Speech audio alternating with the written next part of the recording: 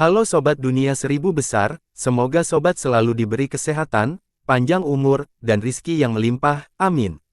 Sebelum masuk ke alur ceritanya, jangan lupa dukung channel ini ya dengan klik subscribe, like, komen, dan share, terima kasih. Mari kita lanjutkan perjalanan, Li Qiye. Gemuruh, ledakan kembali terdengar di Dao Domain yang damai. Sinar-sinar meneror tanah dari atas, turunnya para pembudidaya yang kuat. Begitu mereka berdiri, aura kekaisaran mereka segera menyelimuti wilayah itu. Kaisar, para kultivator dari domain Dao menjadi waspada. Cahaya berkumpul membentuk panggung Dao atau medan perang di luar domain Dao. Pasukan yang gagah berani terlihat, semuanya mengenakan baju besi emas dengan cahaya yang unik. Peristiwa ini terjadi di beberapa lokasi berbeda, panggung terang dan pasukan besar. Mereka dipimpin oleh sosok agung yang muncul pertama kali, tampak seperti raksasa. Pengadilan surgawi. Anggota domain Dao terkejut melihat diri mereka dikelilingi sepenuhnya. Apa yang mereka lakukan? Seorang jagoan berseru. Bagaimana menurutmu, mobilisasi massa seperti itu hanya bisa berarti satu hal. Seorang kaisar tetap tenang dan berkata, invasi tiba-tiba, kata seorang raja naga setelah melihat pasukan di seluruh wilayah. Ini adalah deklarasi perang. Para petinggi tidak tahu harus berpikir apa. Benua abadi menikmati kedamaian setelah perang Dao besar. Tiga faksi utama mencapai kesepakatan implisit, gencatan senjata. Ada yang mengatakan bahwa ini disebabkan oleh terbunuhnya pengunjung tak dikenal dari pengadilan surgawi. Yang lain mengatakan bahwa kota Dao abadi dan lapangan kekaisaran telah menderita cukup banyak kerugian. Banyak kaisar dan raja telah jatuh, apalagi para kultivator yang lebih lemah yang hanya menjadi umpan. Dalam sejarah, deklarasi resmi mendahului perang-perang besar. Perseteruan dan konflik antara anggota-anggotanya tidak membenarkan hal ini, hanya invasi yang sebenarnya. Jika pengadilan surgawi ingin menyerang kota Dao abadi atau sebaliknya, mereka selalu menyatakan niat mereka secara terbuka. Sekarang, pasukan muncul tanpa peringatan dan mengejutkan pihak lain. Penakluk bintang, penakluk embun surga, penakluk komando, penakluk kesucian. Seorang kultivator kuat mengamati para pemimpin pasukan. Kita dikepung. Komentar orang lain, ini tampaknya serangan langsung. Tiup trompetnya, Jade Sword, Sky Splitter, dan Six Finger bersiap untuk bertempur. Suara trompet bergema di seluruh domain Dao sesudahnya. Pengadilan surgawi sedang menyerang, bersiaplah untuk pertempuran. Sekte dan kerajaan memasuki keadaan waspada. Gemuruh, garis keturunan kekaisaran mengaktifkan penghalang mereka, memperkuat wilayah mereka. Para pembudidaya terkuat mereka juga muncul secara langsung. Sayangnya, karena ditutupnya kota Dao abadi, pihak mereka tampak lemah dibandingkan dengan pasukan yang menyerbu. Kota Dao abadi, apakah akan dibuka lagi? Orang-orang penting tidak bisa menahan diri untuk tidak melirik ke satu arah. Sayang, gerbangnya tetap tertutup dan tidak ada satupun kaisar yang keluar untuk membantu. Sialan, siapa yang akan melindungi domain Dao sekarang? Moral rakyat turun drastis karena semua orang merasa terisolasi dan tanpa bantuan. Pilar-pilar dari perang sebelumnya seperti Kaisar Abadi Fei Yang dan Kaisar Abadi Buzan tidak terlihat dimanapun. Pembela yang tersedia termasuk Six Finger, Sky Splitter, Jade Sword, 5 tetua, dan beberapa lagi, jauh dari kompetitif. Kaisar Pengadilan Surgawi, apa artinya ini? Seorang kultivator yang diselimuti cahaya menuntut jawaban. Penakluk bercahaya akan bertarung. Beberapa orang merasa sedikit lebih baik setelah mendengar suaranya. Setidaknya, mereka masih memiliki satu penakluk puncak yang bertanggung jawab. Kalau tidak, seluruh faksi itu tidak ada bedanya dengan ular tanpa kepala. Sekarang saatnya pengadilan surgawi memerintah wilayah ini. Seseorang keluar dari kekacauan dan menjawab. Dia memiliki tubuh yang mengesankan dengan tangan yang besar, tampaknya mampu menimbulkan kehancuran yang tak terkira. Dia sudah tua dan mengenakan jubah abu-abu, tampak santai namun mengesankan, selalu siap bertempur. Dunia menjadi sunyi setelah kemunculannya.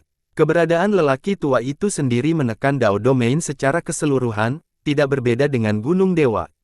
Betapapun besarnya Dao Domain, gunung metaforis itu berukuran sama. Kekacauan yang ditinggalkannya tampak seperti lorong waktu. Bertahun-tahun telah memolesnya tanpa meninggalkan kerusakan yang berarti, hanya perbaikan. Para pembudidaya top membeku setelah melihatnya. Tangannya yang besar dapat membunuh semua yang ada di wilayah tersebut. Dia memiliki kekuatan yang cukup untuk menjungkirbalikkan langit dan membalikkan bumi. Mereka tidak lebih dari sekadar objek dalam genggamannya. Auranya memancarkan pesona kuno, menunjukkan statusnya sebagai dewa. Di masa lalu, gelar dan legendanya dibisikkan dengan penuh rasa hormat dan takut. Rakyat tahu bahwa dia adalah musuh yang tangguh. Dewa perang kuno, salah satu dari mereka menjadi serius. Ini perang. Para kaisar tertua dan penguasa Dao terguncang. Mereka yang baru saja bangkit di benua abadi tidak mengenal gelar ini. Sayangnya, siapapun yang pernah berpartisipasi dalam perang sebelumnya mengenalnya dengan sangat baik. Adapun mereka yang hidup pada masa 13 benua, mereka telah menyaksikan legenda-legenda tersebut sebelumnya. Dewa perang kuno menikmati status tertinggi di pengadilan surgawi, tidak kalah dengan naga cahaya atau penakluk pemakaman surga. Ini juga berlaku untuk mendiang Kaisar Merah dan Kaisar Abadi Hao Hai.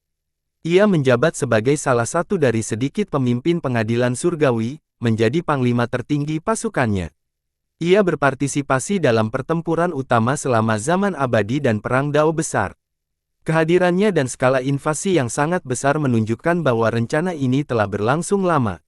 Pengadilan surgawi tampaknya bertekad untuk mengambil alih domain Dao. Selain kepemimpinan militernya, ia adalah seorang kultivator puncak, dewa kuno kedua yang memiliki 12 totem dan pembunuh banyak kaisar dan raja. Kegigihannya yang mematikan tidak berhenti selama perang-perang berikutnya. Para petinggi domain Dao punya firasat buruk tentang invasi mendadak ini. Dao Broter, apa maksudnya ini? Luminus bertanya sekali lagi, menyadari keadaan yang tidak menguntungkan. Dia sama sekali tidak optimis dengan peluang mereka melawan Celestial Court kali ini. Pengadilan surgawi mengawasi jalan surgawi dan dunia akan berubah. Perang menyatakan dengan lantang, segera berlaku, saatnya bagi rakyat untuk membersihkan dosa darah mereka dengan berjanji setia kepada pengadilan surgawi dan menerima cahayanya. Keilahiannya yang menindas menyelimuti kota Dao. Tidak ada yang dapat menahan tekanan itu. Para pembudidaya dan leluhur hanyalah semut-semut yang tidak berdaya, bertekuk lutut dan kehilangan keinginan untuk bertarung. Hanya mereka yang berada di tingkat kekaisaran yang bisa tetap relatif tenang. Orang-orang sudah punya rumah, kota Dao. Luminus mempertahankan pendiriannya yang kuat meskipun kekurangan bala bantuan. Suaranya menepis pesan angkuh dari perang, sehingga orang-orang dapat bernapas lagi. Cahayanya menembus setiap inci tanah, melindungi para petani yang lebih lemah. Mereka merasa seolah-olah dia menyatu dengan Dao Domain, mampu menghentikan para penyerbu yang mengerikan. Kehadirannya yang tak tertandingi memberi mereka harapan dan keberanian sekali lagi. Darah mereka mendidih, meyakini bahwa selama dia masih ada, domain Dao tidak akan pernah jatuh. Kota Dao adalah rumah kami tidak akan pernah menyerah. Para kaisar dan raja berteriak dengan keras, menyatakan dukungan mereka. Kami tidak akan pernah menyerah. Yang lain menanggapi seruan itu dan terbakar semangat. Mereka bersumpah untuk tidak mundur, ingin berjuang sampai akhir. Ini bukan krisis eksistensial pertama yang mereka hadapi akibat pengadilan surgawi. Kami tidak akan pernah menyerah. Para petani, baik yang lemah maupun yang kuat, mengalami peningkatan moral. Mereka tahu bahwa pengadilan surgawi tidak dapat dihentikan tetapi tetap tidak ingin goyah. Mempertahankan kota Dao mungkin berakhir dengan kematian mereka tetapi setelah melihat tekad rekan-rekan mereka, mereka menganggap nasib ini dapat diterima. Kita adalah satu dengan Dao Domain, menyerah bukanlah pilihan. Sky Splitter dan penakluk lainnya mengaktifkan pertahanan mereka dan mengambil alih kendali secara langsung. Benar sekali, aku, Yao Guang, akan mengambil langkah pertama. Seorang kaisar melompat ke langit dan melancarkan serangan dua telapak tangan, memancarkan sinar tak berujung yang menyerupai sungai waktu terhadap pasukan pengadilan surgawi. Boom! Hal ini langsung mendorong para komandan mundur, mengganggu formasi. Para kaisar dan raja di pengadilan surgawi segera bergabung dalam pertarungan. Aura kekaisaran meletus bersama dengan hukum Dao, membentuk penghalang samudra. Ini berhasil menghentikan sinar tersebut agar tidak menyebabkan kerusakan lebih lanjut. Maju, para pembudidaya teratas dari rakyat melancarkan serangan. Clang, tebasan Jade Sword Conqueror menerangi medan pertempuran, mengarah langsung ke anggota tingkat atas Celestial Court.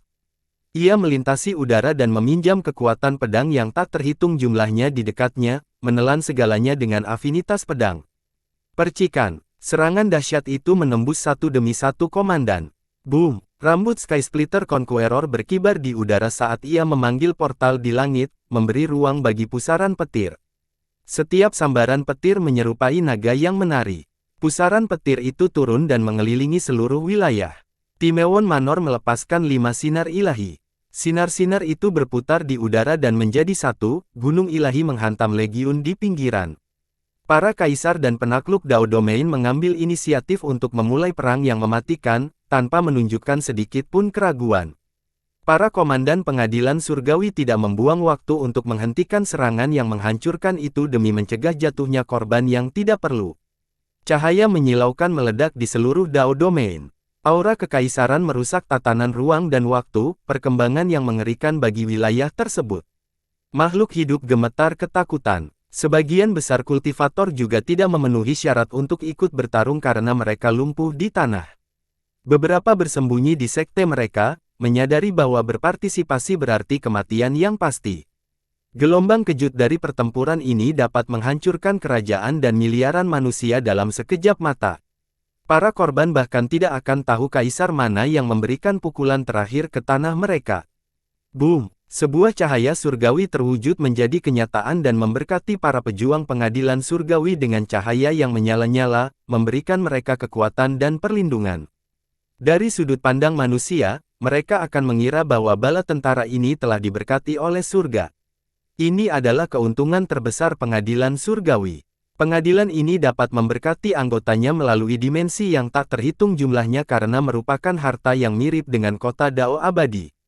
Sayangnya bagi rakyat, kota Dao abadi ditutup atau mereka akan menikmati berkat dan peningkatan kekuatan yang sama.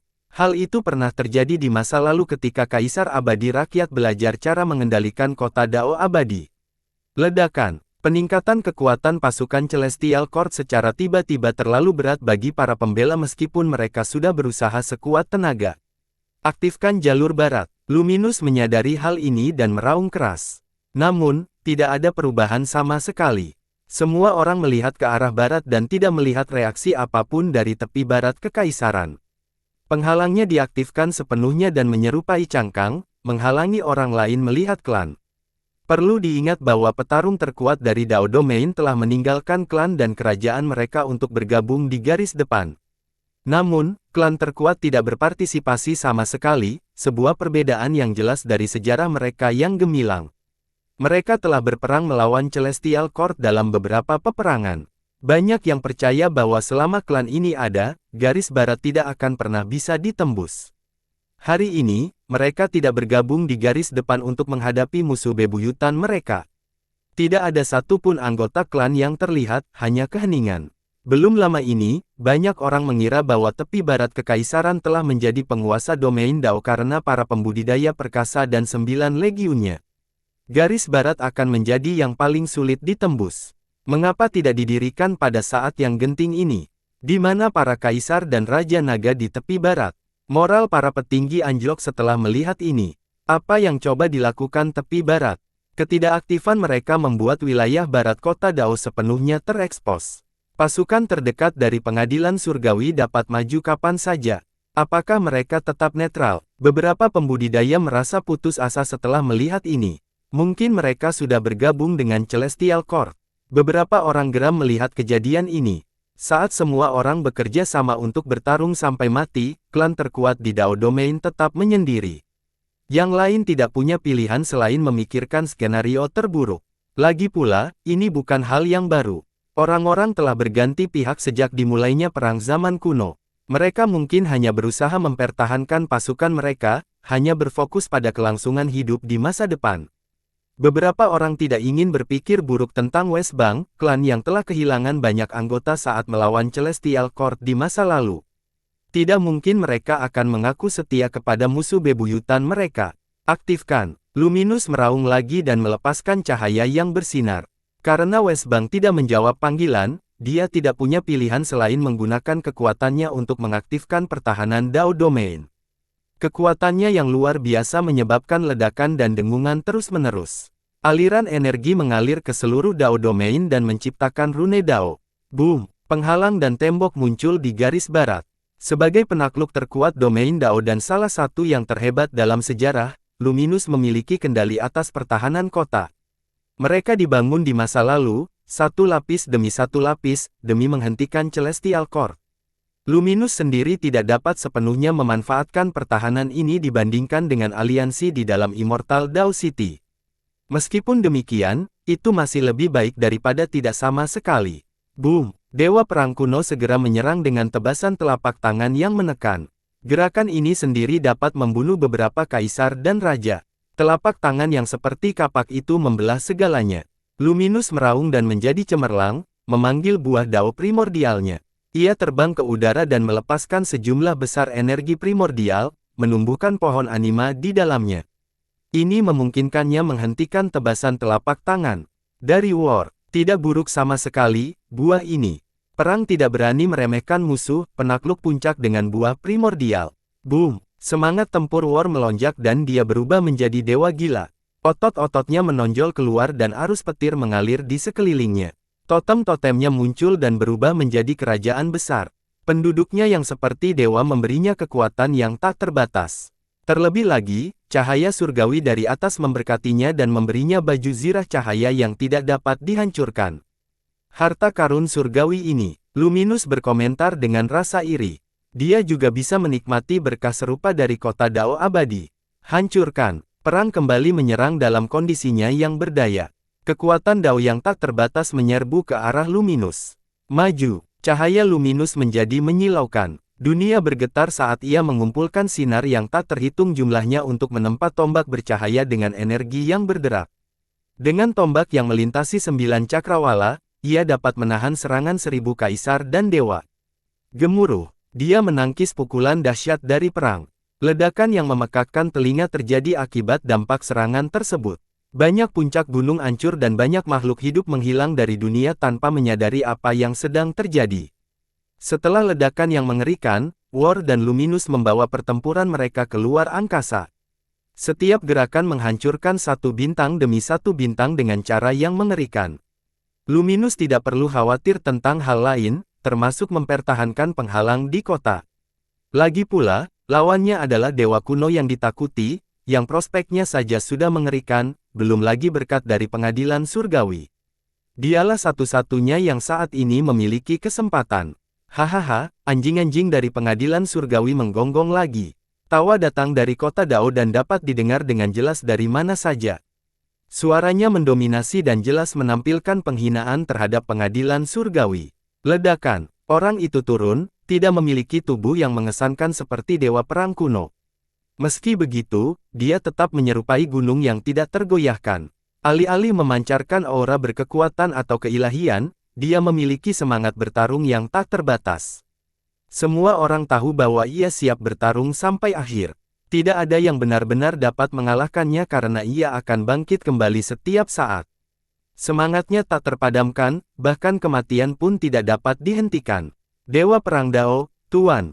Anggota kota Dao membuka kegirangan setelah melihat Dao Lord Puncak ini. Ia unik karena tidak hanya membela rakyat, ia juga aktif menantang pengadilan surgawi dengan menyerang secara acak. Tentu saja, dia akan dihentikan setiap saat karena tepian jumlah istana. Hanya satu kekuatan puncak saja tidak cukup untuk menghancurkan istana surgawi. Dia tahu bertahan kapan harus mundur setiap saat alih-alih berlama-lama tanpa alasan. Setiap kali lukanya mencapai tingkat tertentu, dia akan mundur dan menunggu waktu untuk serangan berikutnya. Agresi yang tak henti-hentinya ini tentu saja membuat Istana Langit marah. Tujuannya bukanlah untuk mencapai kedalaman area ini atau membunuh kaisar tertentu, melainkan pemolesan pribadi. Dia selalu datang melalui pintu depan alih-alih berpura-pura. Ini telah menjadi gayanya sejak Eight Desoles, maka dari itu ia dikenal sebagai orang yang gemar bertempur. Sasarannya saat itu adalah tempat terlarang, bukan pengadilan surgawi. Ini nampaknya efektif karena kekuatannya terus tumbuh. Daunnya ini mengakhiri banyak kekhawatiran atas sementara dia sendiri terus unggul. Mendering, dia teknisnya, menciptakan jejak keperakan yang dipenuhi dengan semangat pertarungannya. Pasukan terdekat tidak dapat menghentikan serangan galaksi, yang mengakibatkan banyak korban. Tebasan itu terus meninggalkan sungai darah dan tumpukan tulang. Rata-rata penguasa naga dan dewa kuno juga dipenggal. Kuantitas tidak berarti apa-apa bagi seorang pembudidaya puncak jika tidak ada kualitas. Bunuh dia. Para kaisar, raja, penguasa Dao, dan penakluk mengejarnya.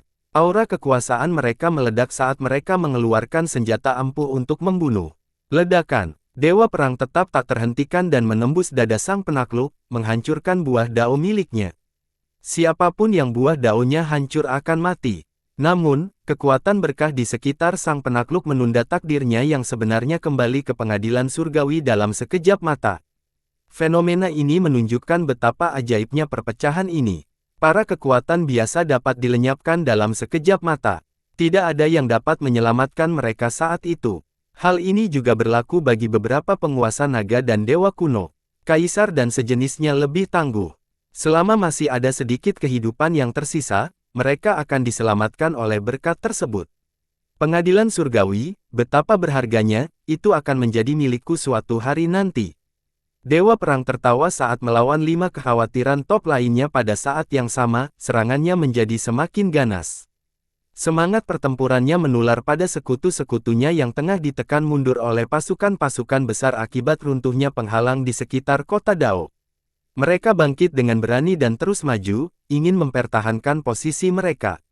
Tepi barat, beberapa orang berteriak, ingin memanggil klan kerajaan. Sayangnya, hal ini tidak didengar. Meski moral mereka meningkat, mereka masih menjadi pihak yang tidak diunggulkan dibandingkan dengan pasukan pengadilan surgawi. Yang terakhir memiliki lebih banyak petani top dan prajurit umum untuk mengisi bahan bakar formasi. Serangan kedua gagal mendapatkan tempatnya, tetapi tetap saja, serangan itu tertunda dan memberi waktu bagi kelompok tertentu untuk mundur. Mundur, para pemimpin membaca situasi dan mengetahui bahwa ini sia-sia. Mereka harus bertahan hidup untuk berjuang di hari berikutnya.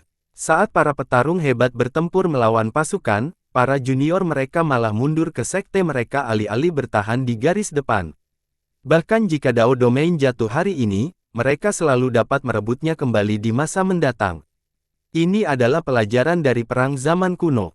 Rakyat tidak ada apa-apanya dibandingkan dengan pengadilan surgawi, tetapi setelah bergenerasi-generasi berdarah dan berkeringat, para kaisar yang heroik akhirnya berhasil menyeimbangkan keadaan.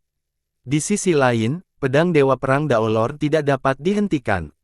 Dia sendiri menghentikan seluruh pasukan sambil melawan 5 kaisar agung pada saat yang sama. Hal ini memaksa para komandan pasukan lain untuk datang sebagai bala bantuan. Dia akhirnya dikepung tetapi masih bertempur dengan ganas seperti sebelumnya. Semangat juangnya menjadi seperti genderang yang menggema. Iramanya memberi kekuatan kepada para pejuang yang tersisa dengan perlawanan mereka. Meskipun demikian, satu persatu khawatir papan atas tumbang. Pinggiran kota pun hancur berkeping-keping. Jika ini terus berlanjut, mereka akan berubah menjadi zona terlarang. Ledakan. Sementara itu, Luminous dan War menghancurkan langit di atas. Bintang-bintang meledak seperti kembang api. Luminous sesuai dengan reputasinya, mampu menghentikan Dewa Perang kuno dengan bantuan buah Dao primordialnya. Sayangnya, menggabungkan kuno ini masih bisa bertahan. Siapapun yang lain pasti akan terbunuh oleh serangan tak henti-hentinya sang penakluk. Perang terjadi seperti binatang purba yang mengamuk, yang mampu melanggengkan langit dan bumi. War dan War God memiliki gaya bertarung yang sama. Perbedaannya adalah War God tetap sadar dan waspada. Niat pertarungannya tidak tergoyahkan. Perang, di sisi lain, berubah menjadi keadaan yang tidak terkendali. Meskipun demikian, ia telah mengembangkan gaya pertarungan ini dan mampu mengambil alih dan meninggalkan kegelapan saat diperlukan. Pengguna lain dari gaya ini mungkin mulai menyakiti sekutu mereka, tetapi ia tetap memegang kendali relatif. Mendering, sebuah nyanyian pedang bergema keras untuk menandakan tebasan yang akan datang. Anggota Dao Domain merasa ngeri, mengira teknik itu telah menembus kepala mereka dan menyalipkan mereka ke tanah, masih berdiri. Bahkan kaisar dan raja melihat gambar yang berkedip ini. Serangan itu menggunakan aura kematian di atas aura keputusasaan yang tak terpecahkan. Sasaran tidak dapat mengangkat senjata mereka untuk melawan setelah diliput keputusasaan. Itu menusuk jiwa sebelum daging, menanamkan ketidakberdayaan pada semua orang. Bam! Itu menghentikan semangat bertarung dan niat pedang Dewa Perang yang membara, akhirnya membuatnya terhuyung mundur. Penyerangnya adalah seorang pria parubaya yang mengenakan jubah abu-abu yang sudah usang. Rambutnya yang terurai di bahunya tampak telah memutih karena aura keputusasaannya. Dia tampak kesepian dan melankolis, tidak ada bedanya dengan seorang sarjana fana yang gagal dalam ujian negara baru-baru ini meskipun telah belajar sepanjang hidupnya. Anehnya, matanya kontras dengan penampilan secara keseluruhan. Cahaya tekad terlihat, yang selalu memperkuat auranya. Sekali saja, Dewa Perang memasang ekspresi serius setelah melihat pria itu. Patriark, pria itu menyapa dengan pedang yang telah disiapkan. Meskipun aura kekalahan berasal darinya, yang mereka rasakan kekalahannya adalah musuh-musuhnya, bukan dia. Tuan Dao sekali saja, yang lain langsung mengenalinya dan menjadi sentimental. Ini karena Jas Once berasal dari sekte yang didirikan oleh Dewa Perang di Eight Desolaces. Jas Once merupakan penguasa Dao ketiga di Daoist Sword Ground, memainkan peran krusial dalam menyelamatkannya dari pertunjukan yang berkelanjutan. Dewa Perang adalah patriark sekaligus kerabatnya, yang memiliki garis keturunan yang sama. Sayangnya, mereka bergabung dengan pihak yang berseberangan. Hal semacam itu bukanlah hal yang aneh mengingat iklim politik saat ini di 6 benua. Namun, yang membuat kasus ini unik adalah bahwa keduanya berimbang. Dao Mu condong. Kata Dewa Perang, semangat bertarungnya tidak menunjukkan tanda-tanda menahan diri bahkan saat menghadapi keturunannya. Dengan cara apa? Tanya sekali saja, tanpa menyalakan auranya. Keputusasaan adalah aura pertempuran yang menarik. Dao Lord yang baru saja sekali saja adalah seseorang yang hanya membutuhkan satu kemenangan setelah 100 kekalahan, terus mengasah keterampilan pedangnya. Dia mencintai pertempuran, tidak berbeda dengan leluhurnya. Ia jauh dari kata bintang selama debutnya di Dao. Kultivasinya yang dangkal menyebabkan ia selalu berada di pihak yang kalah. Meskipun demikian, ia tidak pernah patah semangat dan selalu berjuang hingga kemenangan menjadi mungkin. Jenis pencarian Dao ini menjadi tradisi terbaik dari Daoist Sword Ground. Kecintaan terhadap pertempuran terukir di tulang-tulang anggotanya. Jas Once menempuh perjalanan jauh di jalan ini, dan akhirnya menjadi penguasa Dao. Meskipun demikian, dia tidak berhenti dan tetap melanjutkan perjalanan ke benua abadi. Orang luar tidak mengetahui cerita tentang bagaimana ia bergabung dengan Celestial Court. Penjelasan yang cukup dapat diandalkan menunjukkan bahwa pertarungan dengan Celestial Court berakhir dengan janji untuk bergabung. Auranya memiliki dua efek, meningkatkan tekadnya sekaligus menurunkan moral musuh. Ini berbeda dari aura Dewa Perang Dao Lord yang membangkitkan kepahlawanan dan keberanian pada sekutunya. Yang satu menurunkan semangat bertarung sementara yang lain melakukan yang sebaliknya. Menariknya, kedua kultivator ini berasal dari cabang yang sama. Dao Perang menekankan keberanian untuk maju. Aura Dewa Perang berdetak seperti genderang. Kemenangan adalah saat musuh dikalahkan. Baru saja mencoba menekan aura Dewa Perang. Itu bukanlah jalan yang benar. Dewa Perang meraung dan melepaskan niat pedangnya, bertujuan untuk melakukan hal yang sama. Patriark, kau telah melangkah sejauh mungkin dengan jalan ini. Aku harus mencari cara lain. Jas Once berkata, matanya bersinar dengan tekad. Yang lain menyaksikan dengan saksama saat mereka bertarung dengan Dao mereka. Pernyataan Jas Once tentu saja masuk akal. Menjadi penguasa Dao sambil menggunakan Dao milik orang lain sudah cukup sulit, apalagi melampaui pencipta aslinya. Ini adalah jalan yang sudah ditempuh. Jas Once ingin melampaui leluhurnya, maka dari itu perlu mencoba sesuatu yang berbeda, menempa teknik pedang baru melalui kekalahan. Manakah dari jalan mereka yang merupakan jalan yang benar? Jawabannya berubah tergantung pada perspektifnya. Gemuruh. Sementara itu, darah leluhur dan penguasa naga yang gugur menutupi tanah. Hasil pertempuran sudah hampir ditentukan. Kaisar Abadi Yao Guang dan sekutunya tidak dapat menghentikan pengadilan surgawi meskipun telah melakukan banyak upaya yang berani. Mereka tidak memiliki restu dari kota Dao Abadi, kerugian yang nyata. Lapisan penghalang runtuh di hadapan formasi pasukan yang perkasa. Sayangnya, tepi barat kekaisaran masih belum bereaksi. Pada titik ini, para petinggi kota Dao yang tersisa telah kehilangan harapan sepenuhnya pada klan kekaisaran. Terlepas dari apakah ini sikap netral atau jika mereka telah bergabung dengan pengadilan surgawi, bantuan tidak akan datang. Bam! Sang penakluk berjari 6 terlempar dari satu gunung ke gunung lainnya. Ia berjuang untuk keluar dari kawah dan memuntahkan seteguk darah. Mundur! Dia tidak punya pilihan selain memerintahkan mundurnya puncak 6 jari. Klang, Kaisar Pengadilan Surgawi menembus lautan bilah pedang giok Dao Lord. Dia tertusuk di beberapa tempat, terus-menerus didorong mundur. Boom! Gelombang petir Sky Splitter Conqueror sangat kuat dan merusak. Sayangnya, gelombang petir itu akhirnya padam. Kembali ke titik temu. Dia tahu tidak ada gunanya melawan dalam pertempuran yang kalah.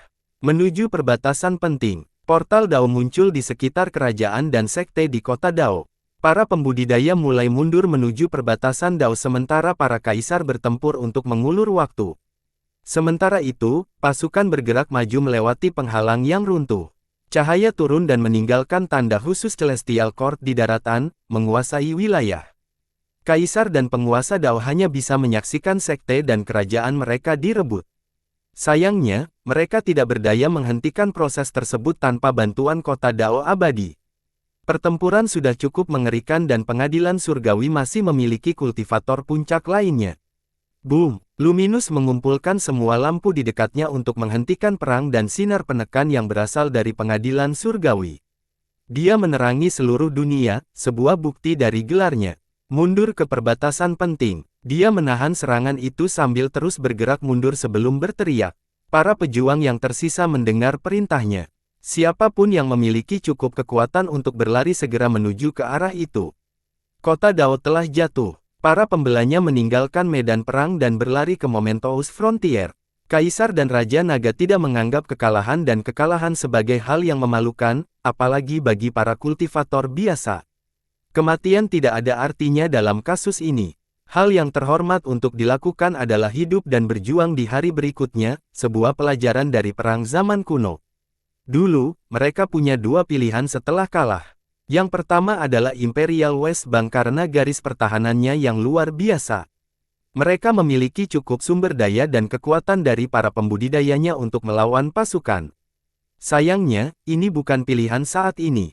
Jika tepi barat kekaisaran membelot ke pengadilan surgawi, mereka akan terjebak. Pilihan kedua adalah kota Dao abadi tetapi penutupannya adalah sumber kesulitan saat ini.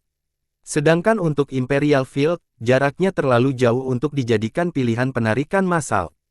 Mereka akan ditangkap dan dibunuh oleh Celestial Court sebelum menyelesaikan perjalanan. Karena itu, penguasa kota penakluk bercahaya memberi perintah untuk mundur ke Momentous Frontier, dunia manusia meskipun ada preseden historis. Kota ini tetap netral dalam peperangan antara kota Dao abadi dan pengadilan surgawi. Kota ini tidak mengizinkan kaisar manapun datang dengan maksud menghasut dan melakukan agresi. Ada kesepahaman diam-diam antara kedua belah pihak, jangan libatkan Momentous Frontier dalam hal ini. Dunia fana tidak memiliki nilai dalam skema besar. Mengapa repot-repot melibatkan atau membunuh semut selama konflik mereka? Para pendiri yang kuat tentu saja dapat mengubah gelombang perang. Namun, mereka telah menjadi dewa dan tidak akan meninggalkan perbatasan. Saat penduduk kota Dao mundur ke perbatasan penting, para pembudidaya yang kuat mencoba memperlambat pasukan penyerang. Boom! Dewa Perang Dao Lord juga mulai kalah. Dao Lord yang baru saja kalah adalah lawan yang tangguh, apalagi kaisar dan raja lain yang ikut berperang. Serangan gabungan mereka meninggalkan luka berdarah dan luka lebam pada Dewa Perang. Ia mengumpulkan semangat bertarungnya sekali lagi sebelum melepaskannya untuk meletus sepenuhnya. Boom! Dia membuka jalan dan langsung melesat pergi. Sampai jumpa lagi, teriaknya dan menghilang di cakrawala. Dia tidak memiliki belenggu seperti Luminus dan yang lainnya. Selama ada kesempatan untuk melarikan diri, dia pasti akan melakukannya. Ini adalah keuntungan karena sendirian dan tidak terikat. Menangkap atau membunuh seorang kultivator puncak lebih mudah diucapkan daripada dilakukan. Diperlukan beberapa dari mereka untuk menghentikan War God agar tidak lari. Sementara itu, gelombang pertama para pembudidaya dan leluhur telah berhasil masuk ke Momentous Frontier. Para dewa tidak bereaksi selama mereka tahu bagaimana berperilaku dengan benar. Luminus dan yang lainnya akhirnya berhasil mencapai pinggiran kota tetapi tidak masuk, setidaknya tanpa izin tertulis dari para dewa. Mereka adalah alasan utama terjadinya perang, target sebenarnya dari Celestial Court. Pengadilan surgawi dapat menyelamatkan para kultivator yang lemah, tetapi tidak bagi para kaisar dan penakluk. Jika mereka masuk ke dalam, pengadilan surgawi mungkin benar-benar akan menyerang Momentous Frontier. Gemuruh. Pasukan pengadilan surgawi berkumpul setelah menguasai sebagian besar kota Dao. Cahaya pengadilan surgawi menerangi wilayah ini. Luminus dan yang lainnya menghela nafas setelah melihat ini dan hanya bisa menonton. Gemuruh. Akhirnya, pasukan berbaris menuju Mementos Frontier. Aura para komandan dapat menghancurkan 3000 dunia, cukup untuk menakuti manusia di dalam Mementos Frontier. Para manusia tidak tahu harus berbuat apa setelah melihat begitu banyak kultivator dalam satu hari. Ingat, para kultivator tidak ada bedanya dengan makhluk abadi di mata mereka. Manusia hanya bisa berdoa memohon perlindungan dari para dewa, berharap agar keluarga dan tanah air mereka tidak terluka oleh peristiwa ini. Sayangnya, kepercayaan diri mereka goyah karena kehadiran banyak sekali makhluk abadi. Terlebih lagi, beberapa dari makhluk abadi ini berlumuran darah dan tampaknya kalah, menciptakan suasana yang tidak menyenangkan. Sesuatu yang mengerikan pasti telah terjadi di luar sana dan membuat para makhluk abadi ini berlarian seperti anjing tanpa tuan. Beberapa nabi merasa seolah-olah badai sedang mendekati Mementos Frontier dengan penuh kebencian. Tentu saja, tidak ada yang bisa mereka lakukan. Jika makhluk abadi berlari menyelamatkan diri, manusia biasa seperti mereka akan hancur dalam sedetik. Berdoa kepada para dewa adalah satu-satunya pilihan. Sementara itu, Luminus dan yang lainnya menghadapi beberapa pilihan, melarikan diri, memasuki Mementos Frontier, atau bertarung sampai mati. Tidak ada yang terbaik. Mereka tidak memiliki bala bantuan karena serangan mendadak dari Celestial Court. Sudah terlambat untuk mencari bantuan dari Imperial Field. Boom! Kota Dao telah diambil alih. Siapapun yang mampu berlari telah melarikan diri ke dalam Mementos Frontier. Sisanya menghadapi penaklukan dan segel yang luar biasa. Mereka harus menerima cahaya dan menjadi bagian dari Derace. Luminus, meskipun merupakan seorang kultivator puncak, tidak dapat melawan pengadilan surgawi sendirian. Tidak ada satu orang pun yang memiliki kemampuan untuk melakukannya, bahkan Kaisar Ilahi Kayu Murni yang agung di masa lalu. Dia berpikir untuk meminta bantuan Mementos Frontier. Mungkin itu cukup untuk menghadapi pasukan Celestial Court saat ini. Sayangnya, ini berarti menghancurkan kedamaian Mementos Frontier untuk selamanya. Pengorbanan dan usaha para dewa akan sia-sia. Berapa banyak manusia yang akan mati di masa depan? Boom! Di bawah komando Dewa Perang Kuno, pasukan itu tiba di perbatasan Mementos Frontier, menghadapi Luminus dan sekutu-sekutunya yang tersisa. Saudara-saudara, maukah kalian menerima kami?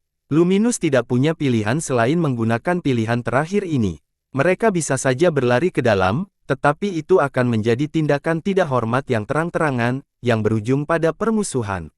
Mereka tahu bahwa penghalang tempat ini dapat menghentikan kekuatan Celestial Court saat ini. Tidak ada jawaban dari Mementos Frontier. Luminus dan yang lainnya saling bertukar pandang, menyadari jawabannya. Sepertinya kita akan mati di sini atau berhamburan seperti anjing. Skysplitter Conqueror tersenyum kecut. Mereka tidak punya keluhan terhadap para dewa meskipun mereka menolak. Lagi pula, menerima mereka akan merusak masa depan Mementos Frontier. Ditambah lagi, mereka tidak melakukan apapun untuk pantas mendapatkan bantuan itu. Tuan-tuan, apakah kita akan melawan atau melarikan diri? Tanya sang penakluk 6 jari. Tidak ada yang menyatakan pendapat tentang masalah ini. Meninggal hari ini tidak ada artinya. Namun, melarikan diri agak memalukan karena kota Dao adalah rumah mereka. Kami telah melakukan apa yang kami bisa untuk membantu orang lain mengungsi. Kalian semua bebas pergi jika kalian mau. Luminus berbicara lebih dulu. Dia bukan hanya yang terkuat, tetapi dia juga penguasa kota Dao dan memiliki kekuasaan penuh, terutama saat tepi barat tidak ada. Apa yang akan kamu lakukan? Tanya seseorang. Dunia ini luas, tetapi aku hanya punya kota Dao. Ini akan menjadi tujuan akhirku, aku tidak keberatan mati di sini. Lagi pula, ini bukan pertama kalinya. Luminus tertawa. Kata-katanya yang lugas bergema di telinga para pendengar. Dia adalah salah satu kultivator terkuat di dunia, tetapi saat ini dia sedang menghadapi jalan buntu. Sebelumnya dia beruntung, bisa bertahan hidup berkat buah Dao primordialnya di alam bawah. Kejadian itu tidak mungkin terulang. Seorang jenderal kembali dengan mengenakan kain setelah 100 pertempuran. Jadeswo tertawa, dan berkata, kita telah membunuh banyak sekali kultivator, sekarang saatnya kita mati. Ini adalah karma. Benar sekali, itu memang takdir dan karma. Kelompok itu saling memandang dan tak dapat menahan senyum. Mereka harus siap secara mental untuk menghadapi akhir ini mengingat tindakan mereka yang berlumuran darah di masa lalu. Penyesalan apa yang ada dalam kematian di medan perang? Tidak ada yang bisa lolos dari kematian di penghujung hari. Baiklah, mari kita bersumpah dengan darah kita, bertarung sampai mati. Seseorang menyarankan hal ini dengan penuh semangat. Bertarung sampai mati. Yang lain tidak membuang waktu dan berjanji sambil tersenyum. Ada rasa puas karena di akhir perjalanan Dao mereka, masih ada teman-teman lain yang sepemikiran. Mereka memotong telapak tangan mereka dan meneteskan darahnya ke dalam cangkir. Mereka kemudian mengisinya dengan anggur dan meminumnya dengan lahap secara serempak, menghabiskannya dalam satu tegukan. Sekarang ini terasa menyenangkan. Mereka menikmati apa yang mungkin menjadi momen terakhir mereka di dunia ini. Selamat, sebuah alasan untuk dituangkan. Dewa kuno perang telah selesai menyegel seluruh wilayah. Menerobos ruang untuk melarikan diri menjadi mustahil. Mereka mungkin mempunyai kesempatan untuk berlari lebih awal dengan berpencar ke segala arah. Sudah terlambat bagi semua orang kecuali Luminous Conqueror. Dia cukup kuat untuk menemukan titik lemah di segel itu dan menerobosnya. Tidak ada yang bisa menangkapnya tepat waktu. Namun, dia tidak berniat lari kali ini, dia ingin mempertahankan rumahnya sampai akhir. Sepertinya semua orang bertekad untuk bertarung sampai mati. Perang bergemuruh di udara dengan pasukan di belakangnya. Mereka memiliki kondisi yang sempurna sementara Luminous dan sekutunya adalah anjing yang terperangkap. Sampai mati, Luminous tertawa terbahak-bahak, masih memiliki jiwa kepahlawanan di saat yang berbahaya ini. Momentumnya tidak berkurang, tidak goyah di hadapan kehadiran Dewa Kuno Perang yang angkuh. Cahayanya masih mencapai kota Dao. Kita tidak pantas mendapatkan penakluk bercahaya. Penduduk dan manusia di kota Dao tergerak oleh pemandangan ini. Meskipun mereka dipaksa tunduk dan dipenjarakan oleh cahaya pengadilan surgawi, hal itu tidak berarti kutukan abadi. Orang-orang telah mengalami hari-hari yang lebih gelap di masa lalu dan bertahan. Masih ada harapan untuk masa depan. Saudara Dao, kegigihanmu patut dipuji. Kekuatanmu sama hebatnya, tapi sayangnya, kalian semua terlindungi. Ini usaha yang sia-sia, telur melawan batu. Perang bertepuk tangan dan berkata, belum tentu, siapa yang bisa membunuhku jika Heaven Burial dan yang lainnya tidak ada. Luminous menyatakan dengan nada mendominasi. Ini bukan pernyataan yang arogan. Membunuh seorang ahli hebat seperti dirinya bukanlah hal yang mudah. Jangan khawatir, bala bantuan kami akan datang pada waktunya. Hal yang sama tidak berlaku untuk Anda, tidak ada ang datang dari Imperial Field atau kota abadi. Kau terlantar. Jawab perang. Hal ini menyentuh hati kelompok Luminous. Celestial Court memiliki lebih dari sekadar pasukan ini. Heaven Burial dan Light Dragon Conqueror mungkin juga muncul. Keduanya, ditambah Dewa Perang kuno, akan cukup untuk membunuh penakluk bercahaya dan lainnya. Mengapa harus berjuang demi kota Dao abadi jika mereka tidak peduli padamu? Perang terus berlanjut dengan kata-kata yang tajam. Six Finger, Sky Splitter, dan Jade Sword tentu saja kuat. Dunia akan menganggap mereka tidak terkalahkan. Sayangnya, mereka tidak memenuhi syarat untuk bergabung dengan Immortal Dao City. Hanya Luminous yang memenuhi syarat di antara mereka. Apakah Luminous tetap tinggal atas keinginannya sendiri atau dia ditinggalkan? Sungguh di luar dugaan, Pilar. Kota Dao abadi tiba-tiba menutup gerbangnya tanpa komunikasi atau penjelasan lebih lanjut. Semua orang percaya bahwa selama kota abadi itu ada, rakyat akan tetap berdiri kokoh. Hal ini terbukti setelah perang Sky Splitter. Mungkin hanya Luminous Conqueror yang punya penjelasan. Sayangnya, dia tidak memberikan informasi apapun. Sekutu-sekutunya merasa dirugikan oleh pengabaian tersebut, terutama ketidakaktifannya saat mereka dikepung oleh pengadilan surgawi. Meskipun kota Dao abadi telah memilih untuk meninggalkan kalian semua, gerbang pengadilan surgawi selalu terbuka, tempatkan kami dan nikmatilah cahayanya. Kata War sambil tersenyum, menyampaikan undangan yang menggoda. Hahaha, Kaisar Abadi Yao Guang tertawa dan menenangkan kepalanya, saya telah menjelajahi dunia dan mengalami berbagai era, tidak pernah memohon belas kasihan pengadilan surgawi selama pertempuran kita yang tak terhitung jumlahnya.